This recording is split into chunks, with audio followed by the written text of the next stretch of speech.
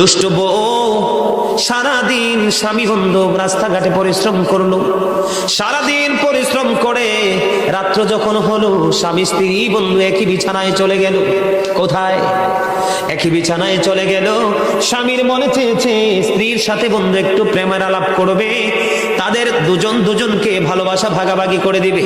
এবার বন্ধু আমি ভেঙে না বললে আপনারা বুঝবেন না, সত্য কথায় কোনো লজ্জা নাই।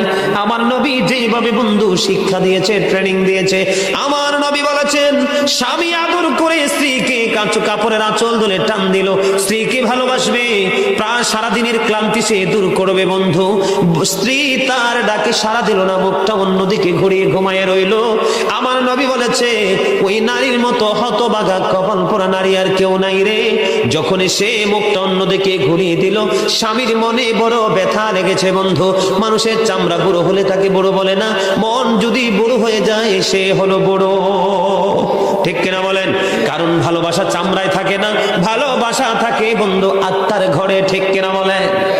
এবার বন্ধু আল্লাহর হাবিব বলেছেন স্ত্রী স্বামীর ডাকে সাড়া দিল না। স্বামী কত ভালোবেসে সারাদিন পরিশ্রমী হৃদয়নি স্ত্রীর সাথে বন্ধু চরকার ডাকলো কাছে, আমার নবী বলেছেন সে স্বামীর ডাকে সাড়া দিল না, অন্যদিকে মুখ ঘুরিয়ে রাত্রটা পার করে দিল। আল্লাহর হাবিব বলেছেন সারা রাত পর্যন্ত ওই লানতের ফেরেশতারা ওই মহিলাকে লানত দিয়েছে, অভিশাপ দিয়েছে। জোরে জোরে বলেন না নাউজুবিল্লাহ।